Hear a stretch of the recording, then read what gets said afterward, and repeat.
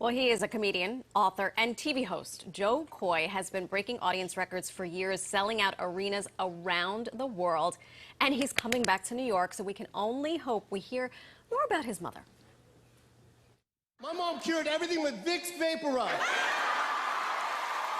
Vaporize. I should have died 9 times when I was a kid. That's abuse. There's one time I thought I had pneumonia. I go, Mom, I think I have pneumonia. She goes, I'll put extra Vicks on your body, Joseph. Just rub it everywhere, Joseph. Rub it on the bottom of the foot. And then put a sock on the foot.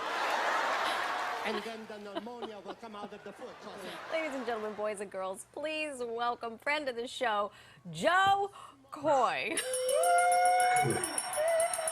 I laugh because my Puerto Rican mother tried to cure, I think at one point she tried to cure my father's cancer with Vicks.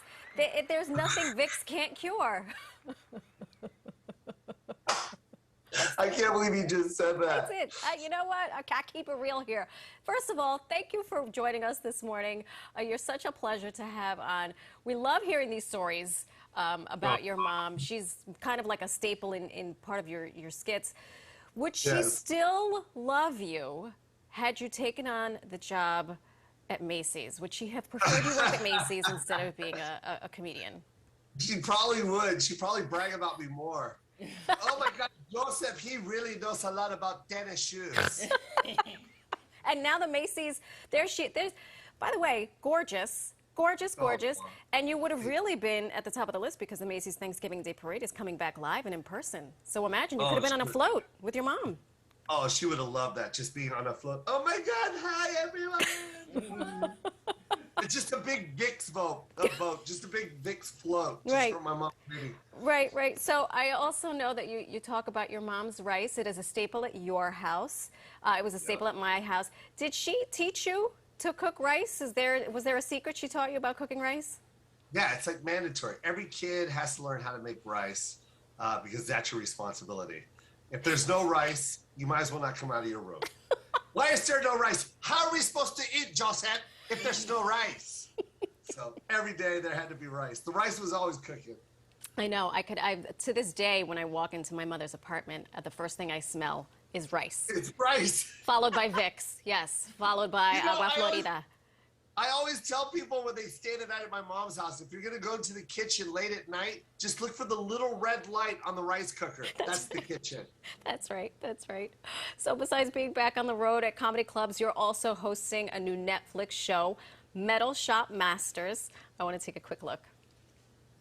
You will have 10 hours to cut, grind, bend, torch, and weld everything from robots to road warriors. Our judges will decide who created world-class work. That's pretty clever. Or who will get torched. That's what will happen. We will physically torch you. I'm really gonna have to. Jo, you're so mean. You know what's really crazy about that show is the pandemic. Right when the pandemic hit, my tour was done and no work. And Netflix called me and were like, hey, we're going to shoot a TV show. I'm like, what? I'm like, okay, I thought the world was shut down. Let's go. And I was so happy to work with these guys, man. I mean, they're so good. So much talent to see these people just take pieces of metal, just junk metal, and turn it into artwork. It was amazing. It was fun. I was going to ask, I hate putting people in boxes. You know, comedian, author, TV host, journalist, not journalist, whatever. But do you have a secret affinity for metal? Are you like a welder? Is that your side hustle? How did you get involved? Not at all. I just I fell in love with it when they sent me the reel and they showed me how these guys are artists. Look, it's crazy to see them bend this metal and turn it into like these. Look at that stuff. It's crazy. It was just so amazing to see how they do it. And it was a really fun show, and they really only had 10 hours to make each thing, and I was just like, there's no way they're gonna pull this off, and they did. It was crazy. 10 hours, holy smokes! That takes talent. Just big boxes of like scrap metal. Then all of a sudden you see like these butterflies spinning around, and it was just nuts. I couldn't believe half the things I saw. Well, in addition to the show, you're very, very busy. You released your first book this year. It's called Mixed Plate Chronicles of an All-American Combo.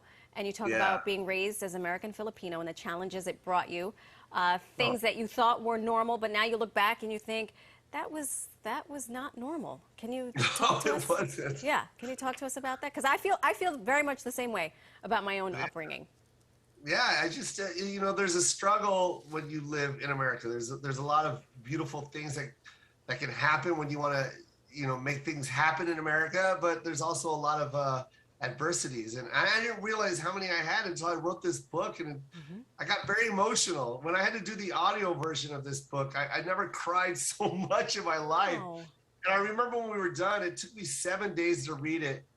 And I remember just calling my sister and said, "Hey, just turn my phone off because I need to like detox right now because it was just so heavy." And now I understand what therapy is. Right. Like, you know, talk and get the stuff off your chest, and you know, it feels good to get the past out there and accept it. So, man, that book was heavy, and yeah, and I don't suggest anyone doing the audio version. You don't suggest hire someone? It was so hard, man. I'm telling you, like, now I see why some people hire people like, hey, as told by Matthew McConaughey. I don't know, like, it's just like someone else is reading their book, and I'm like, why are they doing that? It's like, I see why. It's tough, man. It really is tough. Note to self: when I write that bestseller, I'm going to call you and have you Yes, talk about I'll read your book for sure. But I think that's an interesting breakthrough to have. It'll be good fodder for your second book. But I also know that part of that is of your book and everything that you do really champions your Filipino heritage. Oh, thank you. Yeah, and you've also added Filipino American comedians to your own show, even adding some B-boys. What's behind that? Yep. Well, the B-boys, Ronnie, I knew Ronnie when he was 17. Oh, this was beautiful. These kids live in the Philippines. And they were rapping. They wrote the theme song to my show. The little girl got signed by Def Jam because of this special. Yeah, and then these B-boys literally just right there. You know, we had an open audition out there in Manila, and then they ended up opening up the show for me. That kid, B-boy Ronnie, I've known him since he was 17, and him and I used to open for Snoop Dogg like in 2001, and we've always remained friends. I always told him, if I get a show, you're opening it for me, and you know, I put him on this show. It was great. You were a man of your word. Yeah, it's great. And then I got a bunch of other Filipino comics and showcase. My whole thing with Netflix was, let me just showcase my people, my culture. Let me show people that, I mean, we speak English in the Philippines. You know, it's a beautiful place to visit. And, you know, let me show my food. Let me show my mother, you know, how beautiful our food is and how beautiful our people are. And I just wanted to show just a little hint of the Philippines and put that on TV because, you know, it's the only way we're going to get a little bit of, like, some type of identity on TV. So that's why I did that. Well, congratulations. We can't wait to see what else you have in store for us. It was I got to tell you right now. Go, tell me. My special Coming in Hot that I did with Netflix, Steven Spielberg watched it, and he gave me a movie deal. He asked me what movie, and I pitched a movie called Easter Sunday. Boom. Hello. And, and Steven Spielberg, we shot it out in Canada. So Amblin shot it. Amblin was the studio. Ride Back Films was also the EP on that, and yeah, my movie comes out April 2022, and I can't wait to come back on Pix11 and promote. I can't wait. I'm putting it in my calendar. All Filipino cast, and it's a beautiful movie. It's about a Filipino American family in America. It's so funny, and I'm so proud of it. And thank you, Steven, for All right, we don't need your Oscar acceptance speech just yet. Well, let's wait for me. Mwah. Besos, abrazos. Thank you so much. You can see Joe Coy in New York, September 26th at King's Theater in Brooklyn, October 8th at Radio City Music Hall. They're all there. Thank you for making us laugh and sharing your story. We love you. I love you.